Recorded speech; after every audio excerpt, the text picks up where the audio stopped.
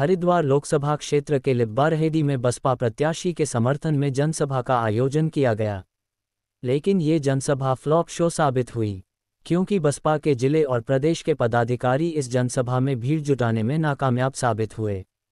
Baspa supremo भी पदाधिकारियों की परफॉर्मेंस से खुश नजर नहीं आई और जल्द ही अपना संबोधन कर मंच से चली गई। हरिद्वार जिला किसी समय में बसपा का गढ़ माना जाता रहा है। एक समय यहां की 11 में से 6 विधानसभा सीटों पर बसपा काबिज रही। इसके साथ ही जिला पंचायत में भी बसपा का ही दबदबा रहा। यहां बसपा सुप्रीमो की कई जनसभाएं हुई, लेकिन कभी पदाधिकारियों को भीड़ जुटाने में मेहनत नहीं करनी पड़ी।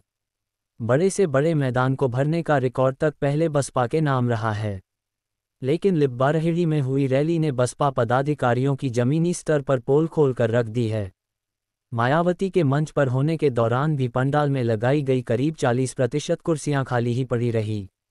वहीं मायावती भी शायद इस परफॉर्मेंस से खुश नहीं नजर आई होंगी। वह हमेशा मंच से करीब 40 मिनट तक बोली थी, लेकिन इस बार उन्होंने करीब 20 मिनट में ही अपना संबोधन समाप्त किया और फिर सीधे सीढ़ियों की ओर बढ़ी और मंच से नीचे उतर गई। इतना ही नहीं, उनके संबोधन के दौरान टिहरी, पौड़ी और हरिद्वार लोकसभा के प्रत्याशी मंच पर थे, लेकिन मायावती ने हमेशा की तरह न तो तीनों प्रत्याशियों के जनता का अभिवादन किया और न ही उनका नाम लेकर वोट की अपील की। मंच से उतरने के बाद मंच के पीछे बने केबिन में उन्होंने कुछ समय जरूर दिया। सूत्रों ने बताया कि भीड़ न जुटने पर वह नाराज थी और पदाधिकारियों की क्लास उनके द्वारा लगाई गई। बहुजन समाज पार्टी की हरिद्वार के इतिहास में अब तक की सबसे फ्लॉप रैली रही है। अब चुनाव में चाहे परिणाम जो भी हो, लेकिन उसके बाद बसपा को अगर जिले में अपना वजूद बचाकर रखना है तो इस संबंध में पदाधिकारियों को सोचना होगा। आखिर पार्टी का कैडर वोट क्यों खिसक रहा है, इस पर भी विचार करना होगा। अपार भीड़ थी, आपके सामने पूरा जनसमूह था।